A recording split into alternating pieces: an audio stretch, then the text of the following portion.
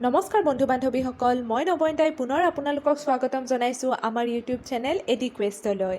আজি পুনৰ মই এটি নতুন বিষয় আপোনালোকৰ আগত লৈ আহিছোঁ। আশা কৰোঁ আপোনালোক সকলোৱে কুশলে আছে। আজি মই পুনৰ লৈ আহিছোঁ আজিৰ দিনৰ প্ৰধান গুৰুত্বপূৰ্ণ বাতৰিকেইটি। তাৰোপৰি কেইটিমান আন বাতৰিও মই শেষলৈ লৈ আহিছোঁ। আশা কৰোঁ ভিডিঅ'টি সম্পূৰ্ণকৈ চাই থাকিব। তেন্তে আৰম্ভ কৰিছোঁ আজিৰ ভিডিঅ'টি।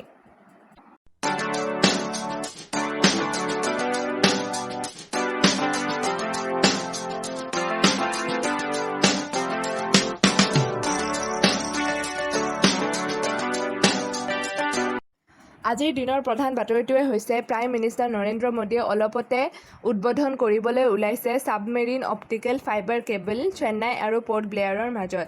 ইয়াৰ জৰিয়তে অতি কম সময়ৰ ভিতৰতে তথা দ্ৰুত গতিত কানেক্টিভিটি স্থাপন কৰিব পৰা যাব মোবাইল আৰু লেণ্ডলাইন ছাৰ্ভিচসমূহত।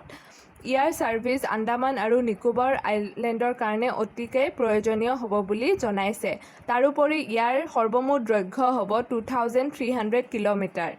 ইয়াৰ জৰিয়তে পৰ্ট ব্লেয়াৰৰ পৰা স্বৰাজদ্বীপ, লিটিল আন্দামান, কাৰ নিকোবৰ, কামোৰ্তা, গ্ৰেট নিকোবৰ, লং আইলেণ্ড আৰু ৰংগত ঠাইলৈও এই কানেক্টিভিটি স্থাপন কৰা যাব বুলি বিশেষ সূত্ৰই জানিবলৈ দিয়ে। ইয়াৰ উদ্বোধন কৰিব 10 আগষ্ট মানে সোমবাৰে নৰেন্দ্ৰ মোদীয়ে। তাৰ পিছৰ প্ৰধান বাতৰিটোৱে হৈছে আমাৰ ভাৰতৰ কেন্দ্ৰীয় বেংক ৰিজাৰ্ভ বেংক অফ ইণ্ডিয়াই অলপতে পুনৰ্গঠন কৰে এখন কমিটিখনৰ নাম হৈছে কামত পেনেল, যাৰ জৰিয়তে বিত্তীয় স্থিতিমাপ পুনৰ গঠিত কৰিবলৈ চেষ্টা কৰিব। এই পেনেলখন গঠিত কৰা হৈছে পূৰ্ব ICICI বেংকৰ CEO KV কামাৰ্থৰ আণ্ডাৰত। তাৰ পিছৰ প্ৰধান বাতৰিটোৱে হৈছে শ্ৰীযুত গিৰীশ চন্দ্ৰ মুৰ্মুৱে শপতনামা গ্ৰহণ কৰে controller and auditor general of India হিচাপে। তেখেতক শপতনামা গ্ৰহণ কৰাই আমাৰ প্ৰেছিডেণ্ট অফ ইণ্ডিয়া ৰামনাথ কোবিন্দে। তেখেত পূৰ্বতে লেফটেনেণ্ট গভৰ্ণৰ আছিলে জম্মু এণ্ড কাশ্মীৰৰ। তাৰ পিছৰ প্ৰধান বাতৰিটোৱে হৈছে প্ৰাইম মিনিষ্টাৰ নৰেন্দ্ৰ মোদীয়ে অলপতে ঘোষণা কৰিবলৈ ওলাইছে বিত্তীয় সা সুবিধাসমূহ, আৰু এই সা সুবিধাসমূহ দিয়া হ'ব এগ্ৰিকালচাৰ ইনফ্ৰাষ্ট্ৰাকচাৰ ফাণ্ডৰ জৰিয়তে। আৰু এই ফাণ্ডৰ জৰিয়তে নৰেন্দ্ৰ মোদী ডাঙৰীয়াই জানিবলৈ দিয়ে যে সৰ্বমুঠ 8.5 crore কৃষক সমাজ লাভান্বিত হ'ব PM কিষাণৰ স্কিমৰ জৰিয়তে। আৰু এই স্কিমৰ 6th ইনষ্টলমেণ্টটো ঘোষণা কৰা হ'ব সৰ্বমুঠ 17,000 crore। লগতে তেখেতে জনায় যে তেখেতে উদ্বোধন কৰিব আগষ্টৰ 9 তাৰিখে ভিডিঅ' কনফাৰেন্সিঙৰ জৰিয়তে 1 লাখ crore টকাৰ বিত্তীয় সা সুবিধা এগ্ৰিকালচাৰ ইনফ্ৰাষ্ট্ৰাকচাৰ ফাণ্ডৰ জৰিয়তে ঘোষণা কৰিব। তাৰ পিছৰ প্ৰধান বাতৰিটোৱে হৈছে United Nations release $6 million in response to Beirut explosion. ইয়াৰ জৰিয়তে ইউনাইটেড নেশ্যনছে পুনৰ $6 million এক্সপ্ল'জনৰ বাবে বেইৰুটক দিছে। ইয়াৰ লগতে তেখেতসকলে সৰ্বমুঠ $15 million প্ৰদান কৰিছে বুলি জানিবলৈ দিয়ে। তাৰ পিছৰ প্ৰধান বাতৰিটোৱে হৈছে ইণ্ডিয়াই হোষ্ট কৰিবলৈ ওলাইছিলে 2021ৰ ICC men's T20 world cup. যদিও COVID-19ৰ কাৰণে এই খেলখন পষ্টপন কৰা হয় আৰু 2022ত অষ্ট্ৰেলিয়াত হ'ব বুলি ICCয়ে জনায়।